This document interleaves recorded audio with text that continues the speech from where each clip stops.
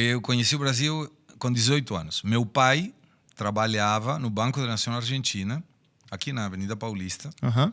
E eu vim conhecer o Brasil e me apaixonei pelo povo brasileiro, pelo país, pela alegria, a diferença entre o samba brasileiro e o tango. Ó. Embora Tango é o senhor triste. seja tangueiro, não sambista, que eu sei disso. Mas eu sei dançar samba também. É, Vamos falar sobre isso, hein? É, eu sei mas também. ele Essas- roda o mundo dançando tango. É, eu fui a representar a Argentina dançando tango quando eu tinha 16 anos, na Olha Europa. só, que legal. E ganhamos Na um Europa? prêmio, inclusive. É, no 8º Festival da Música e da Dança de Middleburg, na Inglaterra. Mas, respondendo essa questão, essa esquerda do Brasil, eu acho que... Obrigado. Que é uma esquerda que prioriza tanto ideologia que descuida a possibilidade de se manter no poder. O presidente Lula é um cara de muita sorte, na minha opinião, porque no primeiro governo dele teve uma estrutura internacional que ajudou muito a ele e ao Kirchner, na época, a que a Um dos economia fosse commodities, melhor, né? um dos commodities, e aí trabalhou com um superávit que hoje ele nega a possibilidade de ter, que foi o superávit primário e o superávit comercial, ou seja, ingresso de dólares, que hoje tem, mas o superávit primário era fundamental. E até a mãe do presidente Lula explicou isso para ele. E ele tomou o exemplo da mãe, mas ele não aplica no governo. E o que ele falava? Que quando eles trabalhavam, eram 8 irmãos, e levavam um envelope amarelo para a mãe, que era a que administrava. Então, todo mundo aportava na mãe o salário de cada um dos irmãos. E ela pegava e falava, isso aqui é para pagar a luz, isso aqui é para pagar o gás, isso aqui é para comida, isso aqui é para vestiário, vestimenta. Sobrou. Ela falou, sobrou. Então toma para o bar, toma para a saída com a menina, vai namorar. Essa foi uma fala do presidente agora há pouco. Ele não aplica isso no país. E olha como é importante entender essa questão, que a Argentina, que durante os últimos 123 anos, apenas 10 teve superávit fiscal, seria como se eu, que estou com 60 anos, somente 10 anos da minha vida, ou menos 5 anos da minha vida, na proporção, eu gastei menos do que eu ganhei. Eu estaria falido. Sim. A vantagem do país é que ele tem algumas ferramentas. Emissão de notas, aumento dos títulos da dívida, aumento da carga tributária. Qual é a contrapartida? Diminuição do gasto público. O Lula, nos primeiros 2 governos, sobretudo no primeiro, ele conseguiu esse fato pela conjuntura, mas ele foi esperto. Colocou no Banco Central Henrique Meirelles, estava bem essa estrutura econômica, e ele entendia que isso era um caminho bom. E deu resultado. Em 2008, o Brasil ganha o grau de investimento. Investment grade. Por quê? Por tudo que ele tinha feito. O que é o grau de investimento? Quando os títulos da dívida do Brasil têm a mesma garantia de pagamento que os títulos da dívida americana. É tipo um carimbo de credibilidade Absoluto. internacional. Não tem risco de moratória. Entendi. Nenhum risco de moratória. Não vai sair sem Então, pagar. diminui a taxa de juros, aumenta o valor dos títulos e isso dá uma possibilidade de se endividar com melhores condições. Quem que confere essa? São qualificadoras de risco. Moody's, Fitch, tem Um alguns. negócio mais Standard técnico Poor's, ali. Não vou são nem me mais aventurar, então. Mas hoje a Argentina estava com um problema seríssimo. Inflação motivado pela quantidade de emissão monetária, ao ponto, só para dar uma ideia, a quantidade de notas que foram emitidas desde 2019 até junho de 2023 permitia que se colocasse uma nota do lado da outra, tapava a Argentina em meia inteira. Dava para ir até a Lua se eu colocava uma nota do lado da outra, são 16,5 centímetros.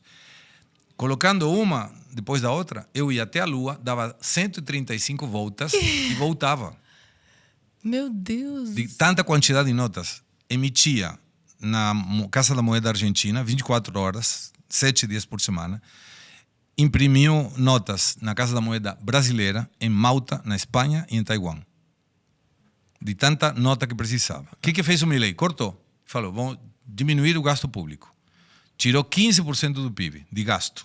Só nos primeiros 3 meses. Conseguiu superávit nominal, que é melhor que o fiscal. O fiscal, para explicar simples, arrecadação menos despesa. Foi maior a arrecadação, sobrou dinheiro. Mas eu tenho, como país, que pagar juros da dívida. Ok. Pagando juros da dívida, voltei a ter déficit. Isso que deveria ter qualquer país mais ou menos lógico. Qual seria o ápice do melhor do mundo? Que eu arrecade, gaste, pague os juros da dívida e sobre. Seria a mesma coisa que se nós temos um crédito, um empréstimo do banco, eu ganho 10, gasto 8 e com os 2 vou pagando juros e vou pagando o capital que eu tomei do banco. Daqui a 5 anos não devo mais nada e vou viajar, vou trocar de carro, enfim. A Argentina conseguiu 0,2 de superávit nominal, ou seja, arrecadou, gastou, pagou os juros da dívida e ainda sobrou dinheiro. E olha como isso deu um efeito fantástico. A taxa de inflação em dezembro era 25,5. A taxa de inflação agora, em abril, que saiu recentemente, foi 8,9. Olha a importância de um governo que não gasta mais do que arrecada. Porque aí perceberia, e poderia ter no Brasil, uma queda da taxa de juros maior, que é o que o governo quer, só que ele quer na canetada. A Argentina tem uma inflação hoje de 289% ao ano e a taxa de inflação é 40%. Meu Deus. Em termos econômicos, isso se conhece como uma taxa de juros negativo, real, negativo. Ou seja, eu perdo com a inflação se eu coloco dinheiro no banco. Então, o que faz? Gasta. Aproveita e gasta. Como tem uma depressão muito grande em função da perda de poder adquisitivo, então isso consegue que tracione a economia, porque não é negócio eu deixar o dinheiro no banco. Sim. Usa para alguma coisa, ou gasta ou investe. A taxa de retorno vai ser maior que a taxa de juros aplicada no banco. Então você começa a tracionar a economia mesmo com uma situação contrária a isso, que é muita gente pobre. E você acha que o argentino médio está percebendo isso? Tá. O dia a dia dele, na prática, acordei, percebi a melhora do governo Milei? Tá, e justifico por quê. Quando você percebe que tem uma inflação muito alta, se você que ganha pouco sente que aqueles produtos que você precisa não aumentam, a percepção da inflação pode ser um indicador, 289% ao ano, mas eu não sinto isso. E quando senti, por exemplo, um aumento dos planos privados de saúde, o governo imediatamente foi lá e falou: vocês colocaram um cartel para aumentarem todos juntos o valor. Aplica a justiça e foi obrigado a diminuir isso e devolver o dinheiro. Olha só. Então, aquele que ganha pouco, que tradicionalmente é um eleitor da esquerda, ele começa a ver que o dinheiro que ele ganha, mesmo que pouco, rende mais. E aqui no Brasil é o contrário, né? Aqui é o contrário. Porque aqui a gente tem, em números oficiais, é menor a taxa, Muito baixa. mas o brasileiro está sentindo no supermercado. Perfeito, é isso. Exatamente isso. Exatamente isso. Então você observa dizendo, peraí, 3,62% de inflação ao ano em 2023. Cara, eu fui comprar uma banana que era 5, agora eu estou pagando 12. Aliás, O azeite? É isso, a não, banana exatamente tá uma isso.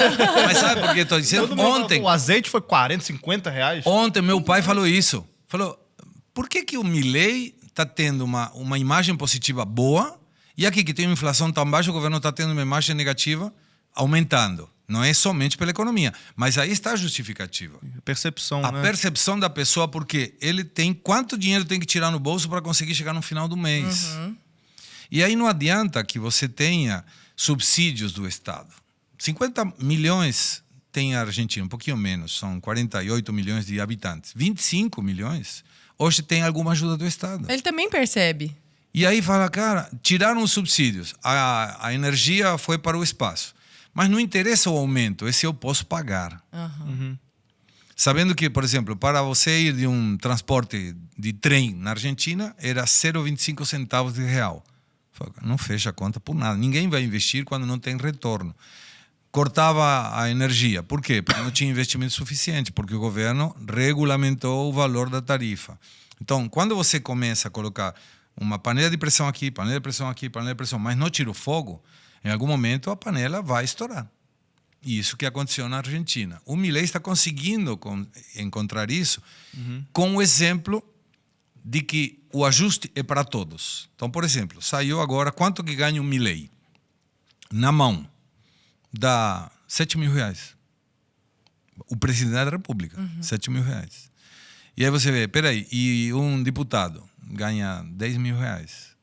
Então você observa que esse ajuste eles queriam aumentar para 35 mil reais. Aí falaram, não, negativo. Não. O ajuste tem que ser feito por todos.